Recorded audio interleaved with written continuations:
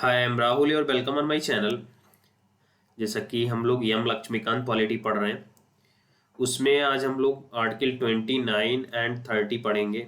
ये केवल और केवल दोनों आर्टिकल जो है केवल इंडियन के लिए है, ठीक है।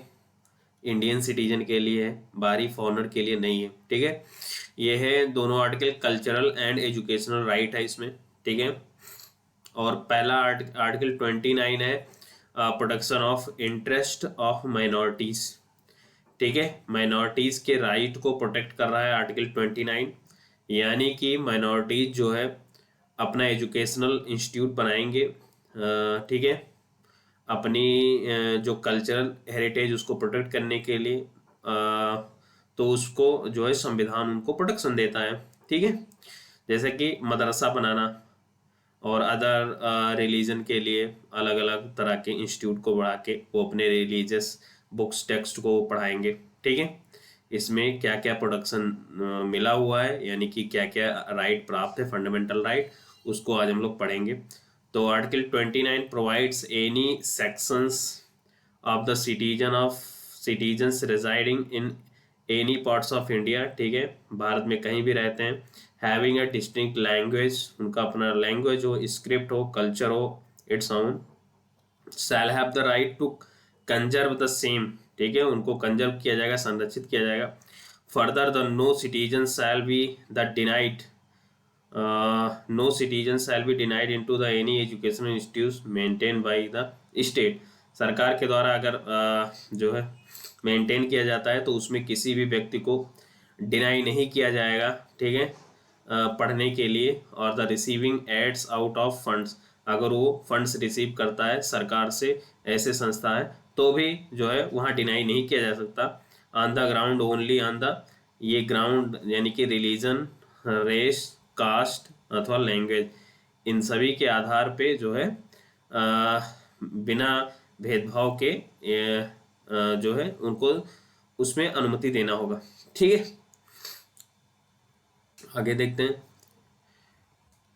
फर्स्ट प्रोविजन प्रोटेक्ट, जो आर्टिकल 29 है उसमें जो है first provision protect the right of ये group, right of group, while the second provision guarantees the right of a citizen as an individual irrespective of the community to which he belong, ठीक है, किस community से ये मायने नहीं रखता, ठीक है, उनके राइट को प्रोटेक्ट किया जाएगा, ठीक है।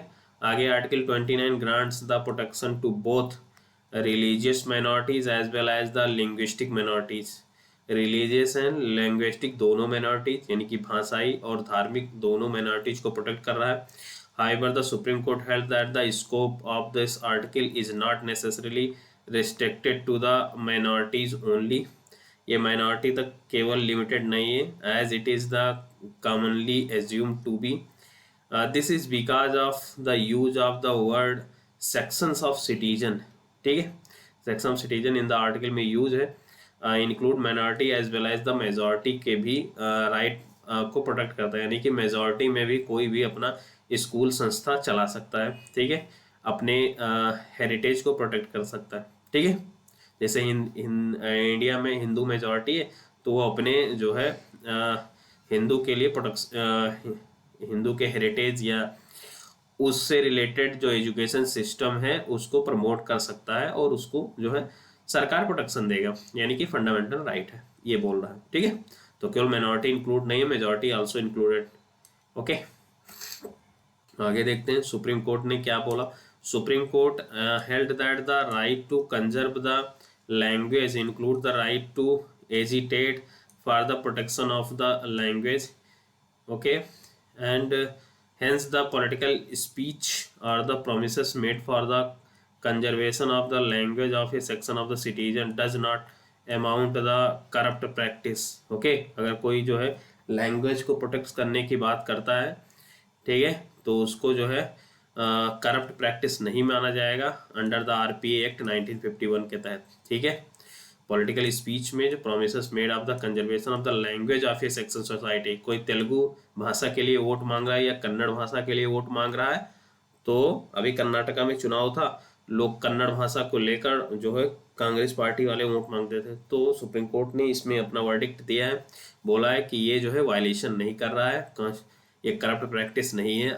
उसमें जो आरपीआई एक्ट है 1951 के तहत, ओके, यानी कि वो कर सकते हैं प्रोटेक्शन। आगे देखते हैं आर्टिकल 29। आर्टिकल 29 क्या है? Right to minorities to establish ये एडमिनिस्टर एजुकेशनल इंस्टीट्यूशंस। तो इसमें जो है माइनॉरिटीज के वो इस्टेब्लिश कर सकते हैं इंस्टीट्यूशन और उसको एडमिनिस्टर कर सकते हैं, ठीक है। तो आर्टिकल 30 कहता है grant to following the right to minorities whether the religious और द लैंग्विस्टिक। दो प्रकार के माइनॉरिटीज को प्रोटेक्शन दिया जा रहा है, रिलीजियस एंड लैंग्विस्टिक, याद रखना। तो पहला है all minorities shall have the right to establish and the administer education institution of their choices. जो भी माइनॉरिटीज हैं भारत में, ठीक है, जैसे कि मुस्लिम, सिख, ईसाई, ठीक है, बुद्ध, जैन, पारसी, ये लोग जो है अपने मनपसंद के इंस्टीट्यूशन को इस्टेब्लिश कर सकते हैं और उसको एडमिनिस्टर कर सकते हैं, ठीक है। दूसरा क्या है? Compensation amounts fixed by the state for the compulsory acquisitions और the any of any property of a minority educational institution shall not restrict और the abrogate the right to guarantee on them, ठीक है। जैसे कोई भी जमीन है, वो जो है उनको जो है अगर प्रॉपर्टी की विवाद है तो वो सरकार ले सकती है, क्योंकि राइट टू प्रॉपर्टी इंडिया में फंडामेंटल राइट नहीं है, ठीक है। इसी बात को बोला गया 44th कॉन्स्टिट्यूशन अमेंडमेंट के द्वारा हटाया गया उसको। Protect the right to minorities this record. इसमें एक बार और पढ़ते हैं। Compensation amount fixed by the state. Yes, compensation amount दिया जाएगा for the compulsory acquisition of any property. जहाँ मान लो कहीं हाईवे बन रहा है और वहाँ पे जो है मस्जिद है, तो उसको कंपनसेशन अमाउंट दिया जाएगा। आप ये माइनॉरिटी एजुकेशन इंस्टीट्यूशन को shall not restrict to avoided the right to guarantee to them, ठीक है। जो है उसको ज़मीन को लिया जाएगा। और क्यों? क्योंकि जो है राइट टू प्रॉपर्टी नहीं है इंडिया में, ओके। तो इसी बात को बोल रहे हैं, protect the right to minority this regard. आगे देखते हैं। सी क्या है? In granting aid state shall not discriminate against any educational institution and managed by the minority, okay. Thus the protection under the article 30 is confined only to the minorities, religious or the linguistic, okay. दो तरह के जो है article 30 जो है confined करता हूँ only to minority, religious and linguistic, and does not extend to any section of the citizens under the article 29, okay. However them the minority has not been defined anywhere in the constitution. Minority जो है कहीं भी define नहीं किया गया संविधान में, ठीक है। तो ये ध्यान रखना। और जो इसमें केवल दो माइनॉरिटीज को लिया जा रहा है, रिलीजन और लिंग्विस्टिक, ठीक है। तो ये ध्यान रखना आर्टिकल 30 में। आर्टिकल 30 जो है right under the article 30 also include the right to minority to impart education to its citizen in the own language. Yes, वो अपने लैंग्वेज में पढ़ाने का अधिकार भी उन्हें है, ठीक है। Minority education institution have the 3 types. कौन कौन से होते हैं? Institution that seeks to recognition as well the aid from the state. Yes, वो सरकार से अनुमति लेंगे और वो ऐड भी लेंगे सरकार से, ऐसे संस्थान होते हैं। दूसरे किस प्रकार के होते हैं? Institution that seeks only the recognition, वो केवल रिकग्निशन चाहते हैं from the state, not aid, वो मदद नहीं चाहते सरकार से। तीसरा क्या है? Institutions that neither seeks recognitions, उन्हें ना तो रिकग्निशन चाहिए, ठीक है, nor the aid from the state. तो ये इस तरह के भी संस्थान होते हैं। तो 3 प्रकार के संस्थान होते हैं, आगे हम लोग पढ़ेंगे। जो the institution of the first and the second, यानी कि जो रिकग्निशंस भी लेगा और मदद भी लेगा, और रिकग्निशन लेगा मदद नहीं लेगा, इन 2 प्रकार के जो हैं उनके बारे में जो है first and second types are the subject to the regulatory power of the state with regard to the syllabus, prescriptions, academic standard. Yes, इन सबको जो है रेगुलेट करेगा। Discipline, sanitations, employment of the teaching, ठीक है, staff and so on. The institution of the third type, जो तो ना तो रिकग्निशन लेगा ना तो मदद लेगा सरकार से, तो उसको किस तरह से हैंडल किया जाएगा? Are the free to administer their affairs but the subject to operation of the general law लागू होगा, जैसे कि contract law and the labour law, industrial law, tax law, economic regulation and so on, ये सब लागू होगा। ठीक है, आगे सुप्रीम कोर्ट का एक जजमेंट था, उसमें सुप्रीम कोर्ट ने बोला है in the case in the case of the judgment delivered in the secretary of the Malankara Sherian Catholic College case 2017, the Supreme Court had the summarized the general principle relating to the establishment and the administration of the minority education institution in the following way.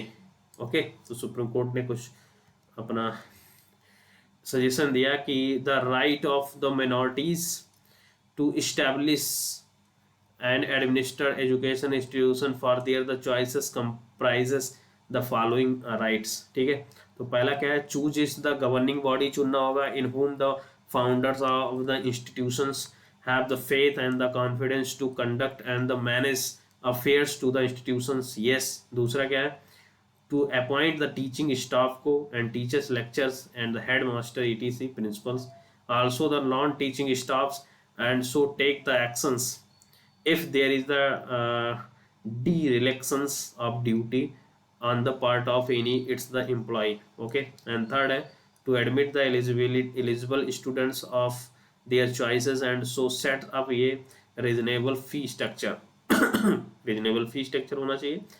and fourth है to use its the properties and assets for the benefit of the institutions।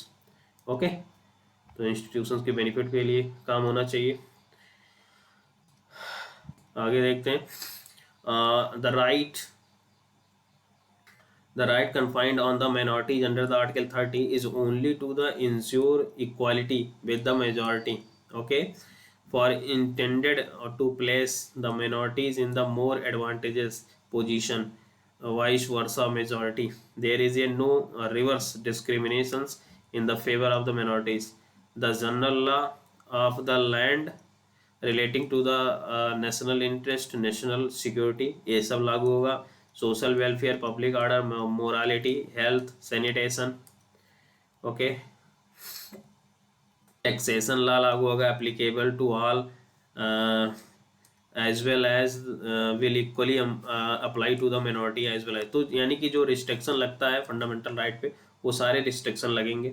Okay, और हम लोग third देखते हैं। Third है the right to establish and administer education institutions is not absolute, absolute नहीं है।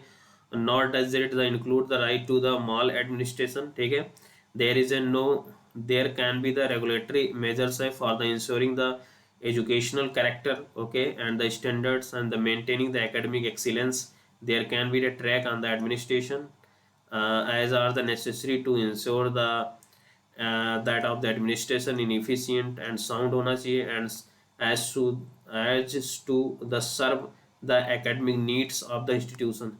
regulations made by the state concerning generally the welfare of the student and the teachers, regulating laying down the eligibility criteria and the qualifications for the appointment, as also conditions of the service of the employment, both the teachings and the non-teachings, regulations to prevent the exploitations or the operations of the employment, regulations and the prescription symbols। मतलब कि सारे जो है लाज लागू होंगे इस पे।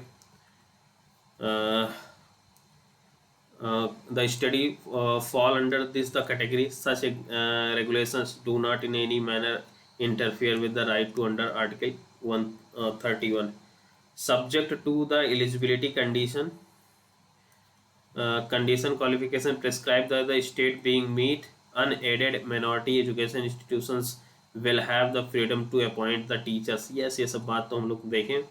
एंड फिफ्थ है extension of the aid by the state does not alter the nature and character of the manage. मतलब कि एड दोगे तो सरकार अगर एड दे रही है, इसका मतलब ये नहीं है कि उस इंस्टीट्यूशन का जो है स्ट्रक्चर चेंज कर दोगे। ठीक है। The condition can be the impose by the state to ensure the proper utilization of aid without the higher the diluting average, मतलब जो पैसे दे रहा है सरकार वो ये ध्यान रखे कि सही से खर्च हो। ओके, तो ये सब था आर्टिकल 30, वो अपना मैनेज करेंगे अपने संस्था जो बनाए हैं, ठीक है, बस उस पर नॉर्मल लॉ लागू होगा। ओके, तो इस प्रकार 30 जो है आर्टिकल हम मिलेंगे आर्टिकल 32 में, क्योंकि आर्टिकल 31 जो है डाइल्यूट कर दिया गया। आर्टिकल 32 जो कि है रेमेडी में, ओके, रिट से रिलेटेड, सुप्रीम कोर्ट में रिट दाखिल करने से रिलेटेड है। तो आर्टिकल 32 में मिलते हैं। Then thank you very much. अगर आपको पसंद आया तो आप ज़रूर लाइक शेयर सब्सक्राइब करें और अपना फीडबैक जो है कमेंट में ज़रूर बताएं। Thank you.